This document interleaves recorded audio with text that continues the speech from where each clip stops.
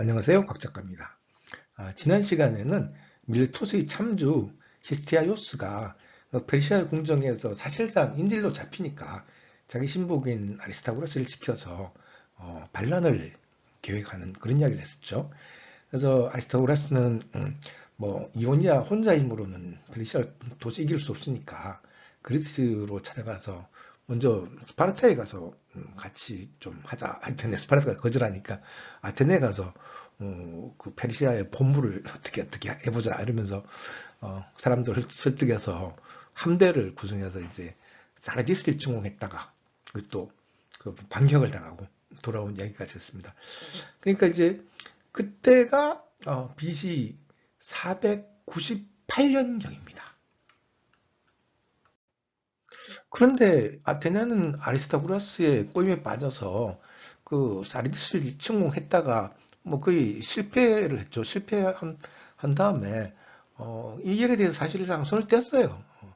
이오니아 그 반란을 하건 말건 우리가 끼어들기에는 너무 일이 크다. 뭐 그런 상태였어요. 그런데 문제는 이제 이 페르시아 왕 다리우스는 이걸 잊지 않았다는 거. 그리고 또 하나는 이오니아는 이미 또 반란 시작했으니까 또 멈추기가 또 어려운 거죠. 한번 시작했기 때문에. 참 골치 아픈 거죠. 화면을 보시면은 여기가 이오니아인데요. 여기서 반란을 시작하니까 이 키프로스, 키프로스와 대륙의 카리아에서도 반란이 시작됐어요. 근데 특히 키프로스는 페르시아 입장에서 볼 때 굉장히 중요한 지역이거든요. 왜냐면은 이 페르시아가 원래 이제 그 육상 세력이라 해군이 약한데 당시 해군이라는 게 여기 왼쪽에 이오니아하고 그리고 페니키아, 키프로스의 해군이 사실상 페르시아의 해군이거든요. 따라서 이오니아를 이미 잃었기 때문에 키프로스도 잃고 그리고 또 키프로스 바로 앞에 페니키아가 있으니까 페니키아만 잃으면은 페르시아는 해군이 없어지는 셈이에요. 골치 아프죠? 그리고 이 키프로스에서 반란을 일으키니까 이오니아에서도 키프로스를 응원하러 온 거예요. 이오니아 함선들이. 그러니까 이제 페르시아 입장에서는 페니키아 함선만을 가지고 키프로스 이오니아 연합군을 상대해야 되는 거거든요. 그러니까 쉽지가 않죠. 그래서 페르시아 군과 그리고 이 키프로스 해군 그리고 그 응원원 이오니아 해군 간에 전투가 벌어졌는데요. 해전만 있었던 건 아니고 육전도 있었어요. 페르시아에서 건너온 육군들이 이제 키프로스 육군과 싸운 거죠. 근데 이 지도를 잠깐 보시죠. 보시면은 당시 키프로스는 이 작은 12개 왕국으로 나눠져 있었어요. 그래서 이 12개 중에서 뭐 하나 아마투스만 페르시아 편을 들고 나머지는 전부 다 이제 이오니아의 반란에 동참을 했거든요. 그래서 페르시아 해군은 요 아마투스에 정박을 하고 그리고 이제 전투를 시작했습니다. 크게 이제 해전과 육전 두 가지가 벌어졌는데요. 해전에서는 이오니아군이 이겼어요. 근데 이제 이 전투 양상을 자세하게 뭐 기록한 기록은 없습니다. 이제 헤로도투스도 그냥 해전에서는 이오니아군 이겼다라고만 하고 육전에서는 이제 살라미스에서 육전이 벌어졌는데 패배했습니다. 그리스군이. 근데 이제 이 키프로스 군 쪽에서 배신자가 나왔어요. 그래서 패배했다고 기록하고 있습니다. 그, 래서 키프로스에서 승리한 페르시아군은 이 카리아, 미시아 그쳐서 헬레스폰토스까지 승승장구하면서 진격했습니다. 그 와중에 이제 페르시아 왕 다리우스는 자기 사위 3명을 동원했는데요. 이 사위들이 이제 이름이 다우리세스, 히마이에스, 오타네스였는데요. 이 다우리세스하고 오타네스는 멀쩡했는데 가다가 히마이에스는 죽어버렸어요. 그런 다리우스한테 그런 아픔이 있었습니다. 이 와중에 이 모든 사람의 단초가 된 두 사람, 아리스타고라스와 시티아이오스. 이 두 사람은 뭐 하고 있었느냐? 이 아리스타고라스는 이 아테네 사람들을 꼬셔서 사라디스도 침공하고 그리고 그 전에 물론 이오니아의 반란을 이렇게 주동한 사람이죠. 그 시티아이오스는 아리스타고라스의 상사이고. 근데 아리스타고라스는 상황을 보호하니 잘 안 되겠거든요. 그러니까 예, 밀레토스에서 그냥 달아났어요. 달아나서 저 트라키아로 달아나 버렸습니다. 그리고 이제 히스테리오스는 뭐 하고 있었냐? 뭐 아직까지도 페르시아 궁전에 그 잡혀 있었죠. 근데 이제 이 반란을 목도한 페르시아 왕 다리우스가 뭐 찜찜하거든요. 그래서 히스테리오스를 불렀어요. 불러서 지금 이온에서 반란이 일어났는데 너가 다스리던 밀레토스가 주동해서 일어났더라. 혹시 네가 뭐 시킨 거 아니냐? 그러니까 히스테리오스가 이렇게 말했죠. 그럴 리가요. 사실은 그게 제가 없어서 반란이 일어난 겁니다. 제가 거기 있었으면 반란이 일어날 리가 없죠. 그러니까 다리우스는 찜찜하면서도 뭐 그러냐 하면서 이제 그럼 네가 가서 좀 수습해 봐라 그러고 이제 밀레토스를 보냈어요. 히스테리오스를. 근데 이제 히스테리오스가 밀레토스 도착해서 자기가 참주였으니까 다시 이제 권력을 이제 되찾으려고 했는데 이미 저기 아리스토고라스가 이제 민주정을 펼쳐버렸잖아요. 그래서 이제 다들 싫어하는 거예요. 이렇게 참수를 반기지를 않는 거예요. 그래서 젠장 그러면서 다시 이제 쫓겨나서요. 그래서 키오스로 가서 키오스에 가서 저한테 이제 그 배들을 좀 몇 척 빌려주시면은 그러니까 전함이죠. 전함 빌려주시면은 제가 밀레토스를 정복하겠습니다라고 하니까 키오스 사람들이 웃기지 마라. 그래 버린 거죠. 그러니까 결국에는 뭐 여기저기 돌아다니다 결국에는 레스포스 섬에 미틸레네로 갔어요. 미틸레네 사람들한테 다시 그 이야기를 하니까 별을 8척 내주더라나? 그래서 그 당시만 해도 벌써 이제 3단 노선이 도입됐을 때여서 3단 노선을 8척 받았답니다. 그래서 이 3단 노선 8척을 가지고 어, 이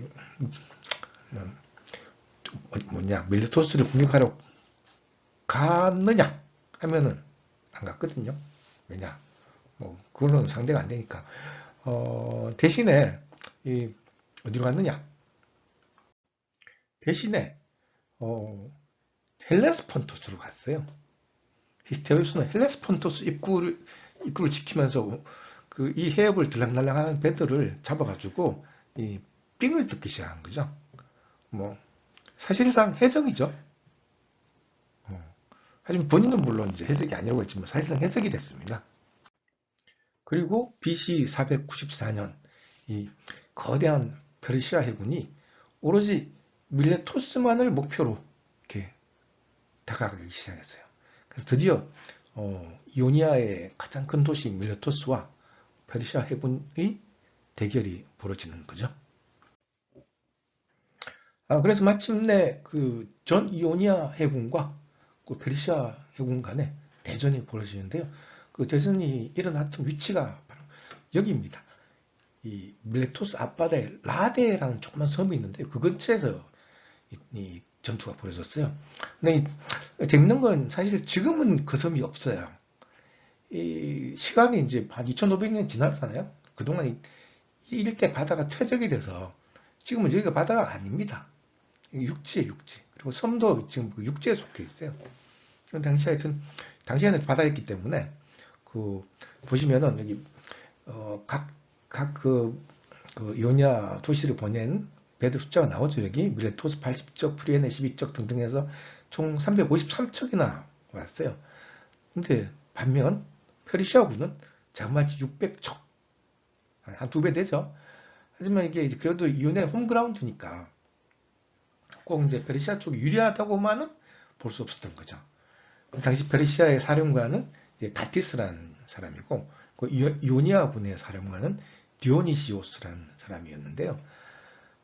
문제는 이제 당시 이오니아 해군의 그 뭐랄까 규율이랄까 그런 게 제대로 이렇게 정립이 안 됐던 것 같아요.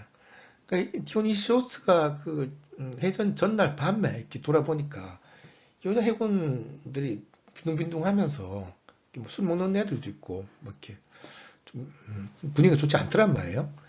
그래서 그런지 사모스에서 온 장군이 여기 사모스 여기 있죠?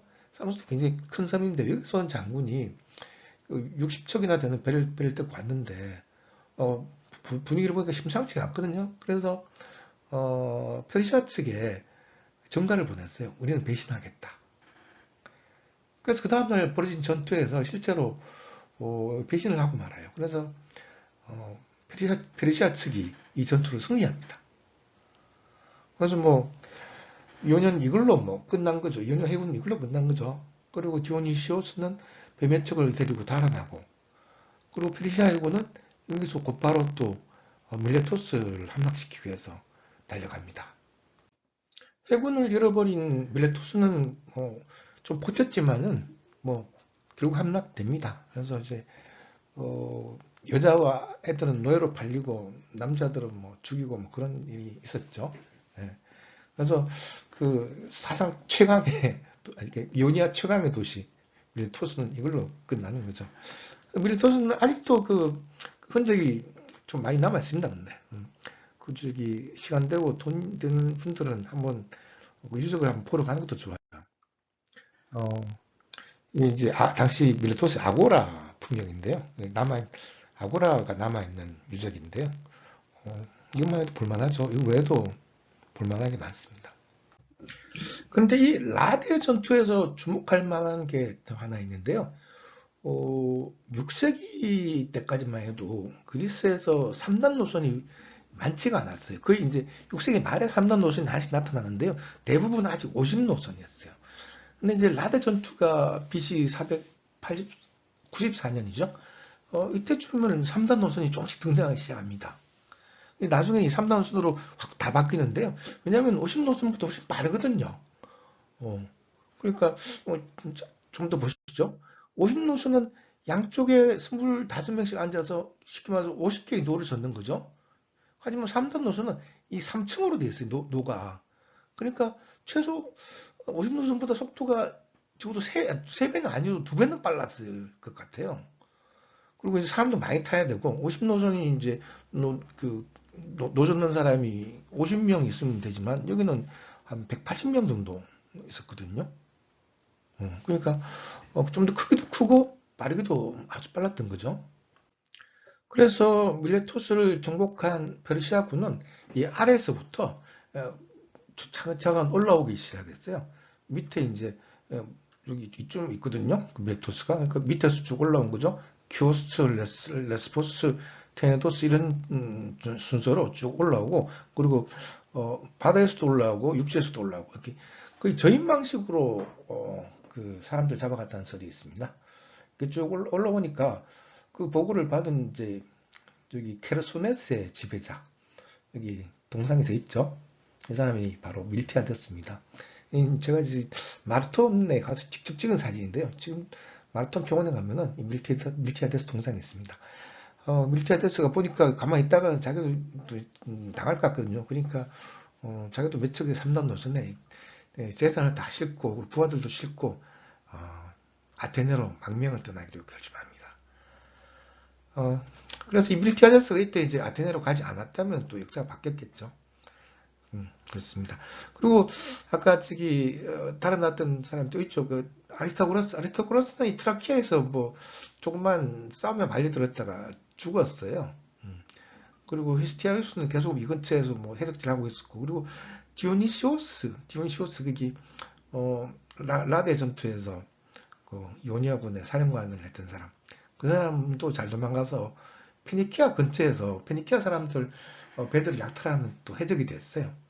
하여튼 뭐 그렇게 됐습니다. 그리고 페르시아는 이제 이오니아를 이제 다 정리했으니까 드디어 그리스를 침공할 준비가 끝난 거죠.